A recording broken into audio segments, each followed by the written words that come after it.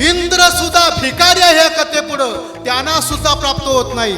म्हणून गगनगिरी गगनगिरी म्हणा वेळोवेळा, हा सुख सोळा स्वर्गी नाही, वैकुंठी तो ऐसे नाही, कवल काही काल्याचे.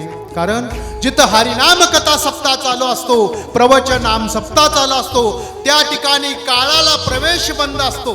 मग जिथं काळाला प्रवेश बंद आहे तिथं आपला खरा वाढदिवस आहे. जो हरिकथेसी गेला वेळ, तो काळासी नवे प्राशन, काल सार्थकता त्या नाव जाण, जे श्रद्धा श्रवण हरिकथा. जिथं हरिकथा करते तिथं काळाचा प्रवेश बंद होतो. आपला खरा वाढदिवस या ठिकाणी बाहेर बोर्ड लावला असतो साहेबांचा 65वा वाढदिवस. तो वाढदिवस नाही, तो घट दिवस आहे. जैसा का हुंदीर घेऊन जाय बोका, तैसा काल लोका नेताय.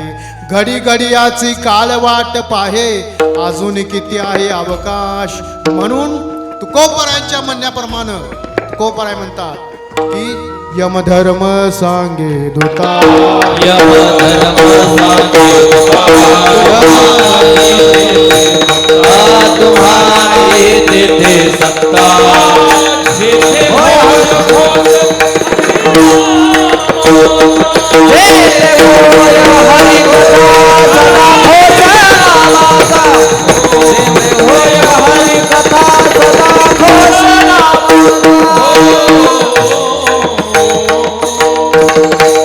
यमधर्म सांगे दूता, तुम्हा नाही तेथे सत्ता, जेथे होय हरिकथा सदा घोष नामाचा. कारण ज्ञानेश्वर महाराजांनी श्रीमद भगवद्गीतेचे ज्ञानेश्वरी लिहिली. पण ज्ञानेश्वरी लिहित असताना 6व्या अध्यायामध्ये योगाचं वर्णन केलं. गगनगिरी महाराज सांगतात की बेंबीच्या देटाजवळ 72,000 नाड्याचा उगम आहे. तसं ज्ञानोबरा या 6व्या अध्यायामध्ये योगाचं वर्णन करतात.